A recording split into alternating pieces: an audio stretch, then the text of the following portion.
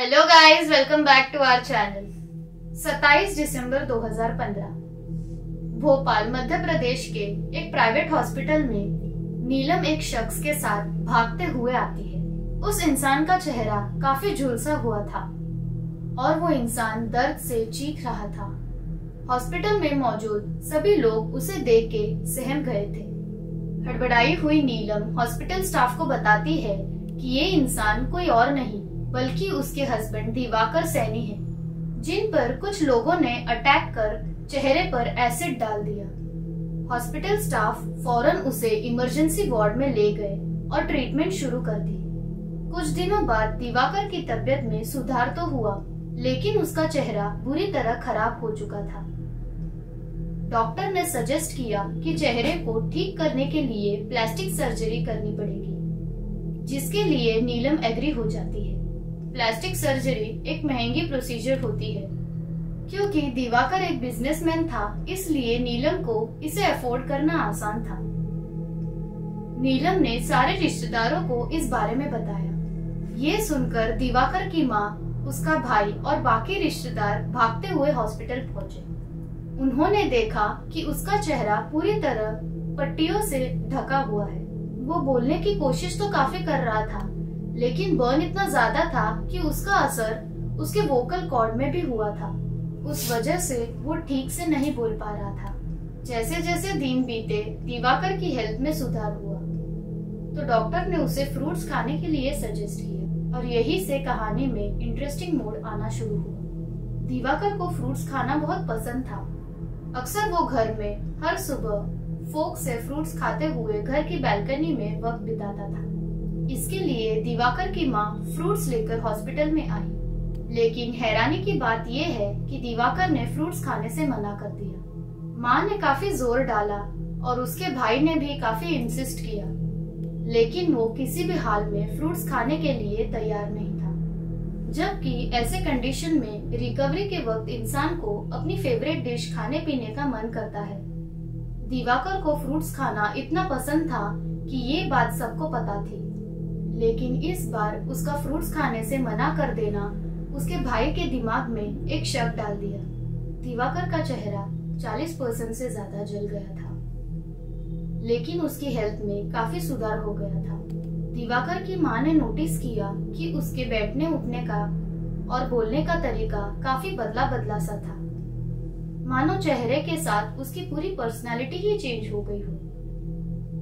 इन सारी बातों को गौर करने पर माँ का शक इतना बड़ा हो गया कि बिना किसी से बोले सीधा पुलिस के पास चली गई। उन्होंने पूरा इंसिडेंट बताया, कैसे उसके बेटे पर हमला हुआ, और फिर भी उसकी वाइफ नीलम ने अभी तक कोई पुलिस कंप्लेंट फाइल नहीं की। उन्होंने ये भी बताया कैसे दिवाकर ने फ्रूट्स खाने से मना किया, जो कभी उसे ज्यादा पसंद था। पुलिस के लिए ये सब बातें सुनने और समझने के लिए काफी अजीब थी। वो समझ नहीं पा रहे थे कि आखिर माँ जी कहना क्या चाहती है। कुछ खाने पीने की चीजें खाने से मना कर देना कोई क्राइम नहीं होता। तभी माँ ने उनके दिल में बैठे उस शक को जाहिर किया, जिसे सुनकर पुलिस भी हैरान रह गई। माँ जी ने कहा कि उनको शक है कि जो हॉस्पिटल में एडमिट इंसान है, उनका बेटा दिवाकर नहीं कोई और है। ये पुलिस के पास आया हुआ सबसे विचित्र केस है। ये केस के लिए उन्होंने स्पेशल इन्वेस्टिगेटर असाइन किया। वो आदमी दिवाकर है या नहीं, उसका पता फिंगरप्रिंट के थ्रू ही लग सकता था। इसलिए बहुत प्लानिंग से सीक्रेटली पुलिस ने उस आदमी के फिंगरप्रिंट्स ले लिए। दिवाकर के आधार से लेके बैंक तक सारे डेटा और रिकॉर्ड से मैच करवाना शुरू कर दिया। कुछ दिनों बाद रिपोर्ट आई, फिंगरप्रिंट मिसमैच्ड। हॉस्पिटल में एडमिट वो आदमी, जिसे वो अपना बेटा, अपना भाई मान रहे थे, उसका ध्यान रख रहे थे, वो आदमी दिवाकर था ही नहीं। ये ऐसा शॉक था जिसने पुलिस से लेकर नीलम और दिवाकर के फैमिली मेंबर्स तक को हिला दिया था। नीलम के पिता ने अपने दामाद समझकर हॉस्पिटल के ट्रीटमेंट के लिए 6 लाख खर्च कर दिए थे। अब सवाल ये आता है कि आखिरकार वो आदमी कौन है और असली दिवाकर कहाँ है, और क्यों नीलम उसे ही अपना हस्बैंड बता रही है। आखिर कौन सा राज है जो नीलम सबसे छुपा रही थी।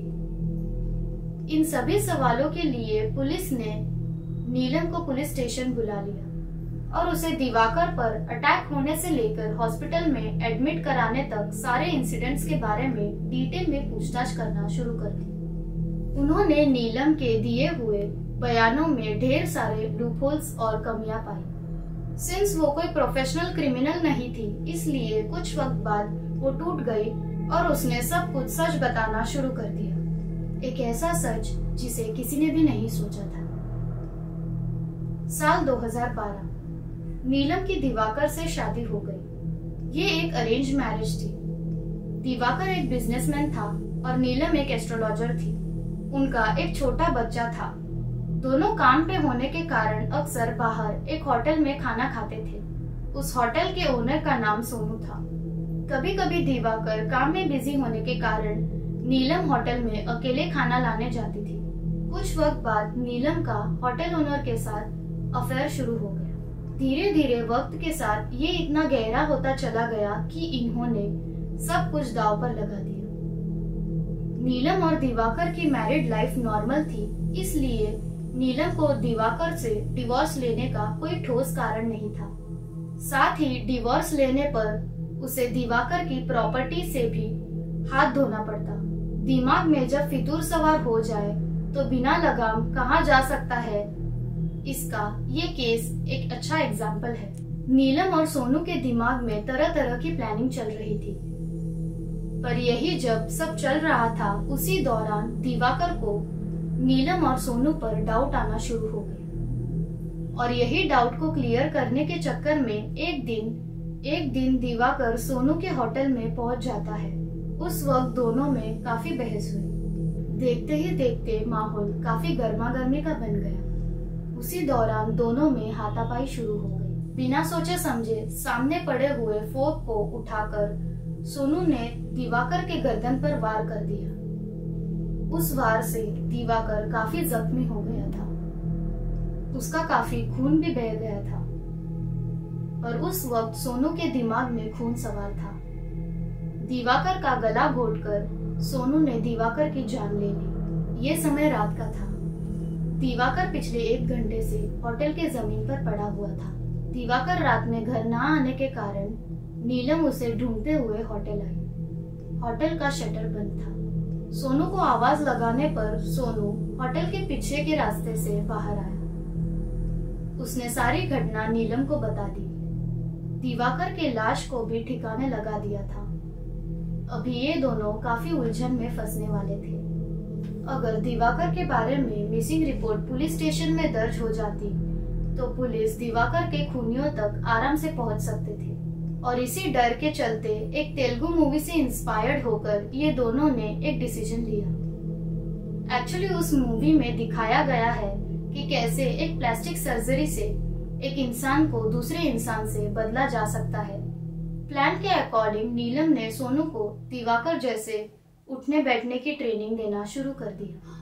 दिवाकर जैसे बात करना, उसकी चाल ढाल, हाव भाव, दिवाकर जैसे उठने बैठना और उसके जैसे कपड़े पहनना, उससे जुड़ी हर एक छोटी से छोटी बात नीलम ने सोनू को सिखाई। 27 दिसंबर 2015 फाइनली वो दिन आ गया। ये दिन था संडे और चुना भी इसलिए क्योंकि उस दिन दिवाकर घर पे रहता था। नीलम सोनू को मिलने के लिए गई। एनेस्थेशिया की मदद से नीलम ने धीरे धीरे सोनू को बेहोश किया। According to movie plastic surgery तभी हो सकती थी जब चेहरा एक्सीडेंटली खराब हुआ हो। इसलिए प्लान के अकॉर्डिंग एसिड का इस्तेमाल करके नीलम ने सोनू का चेहरा धीरे धीरे जला दिया। चेहरा जलाने के बाद प्लान ये था कि प्लास्टिक सर्जरी से उसका चेहरा दिवाकर जैसा बना दिया जाएगा ताकि कभी किसी को शक न हो। इसलिए पहले सोनू थोड़ा झिझक रहा था, पर अपना जुर्म छुपाने के लिए वो नीलम की बात से एग्री हो गया। जैसे ही एनेस्थेशिया का असर कम हुआ, सोनू के चीखें पड़ने लगी। नीलम उसके बाद तड़पते हुए सोनू को हॉस्पिटल लेके पहुंची, जहां उसे दिवाकर बताकर एडमिट कर दिया। अब रही बात जिस वजह से ये दोनों पकड़े गए, वो रीजन भी बहुत अलग था। जैसे कि मॉर्निंग में फ्रूट्स ना खाने के कारण दिवाकर की माँ को शक हुआ और उसके बाद नीलम और सोनू पकड़े। अगर सोनू वो फ्रूट्स फोक से खा लेता तो शायद इतने जल्दी ये दोनों पकड़े नहीं गए होते। तो फिर उसने फ्रूट्स खाने से मना क्यों कर दिया? वजह ये थी कि सोनू जब से हॉस्पिटल में एडमिट था वो पागलों जैसे बातें कर रहा था। उसे अक्सर रात के समय हॉस्पिटल रूम के एक कोने में दिवाकर नजर आता था और दिवाकर फोक की मदद से सोनू पर वार करता था। इस बारे में नीलम को पता नहीं था कि सोनू ने एक मामूली फोक की मदद से दिवाकर की जान ले ली थी। इन दोनों ने प्लानिंग तो काफी डिटेल में की थी, लेकिन मन में बैठे डर की वजह से सोनू एक फोक से फ्रूट्स नहीं खा पाया। उसी की वजह से वो पकड़ा गया। मगर बंदे ने प्यार के चक्कर में अपने फेस पर एसिड डलवाने की हिम्मत कर ली, लेकिन फोक को लेकर अपने मन में बैठे डर को अपने काबू नहीं कर पाया। आखिर सोनू का बढ़ता पागलपन देख पुलिस ने इन दोनों को अरेस्ट कर लिया। पूरी कहानी से एक बात क्लियर हो गई कि बुरे का अंत बुरा ही होता है। Thank you guys for watching. Good bye.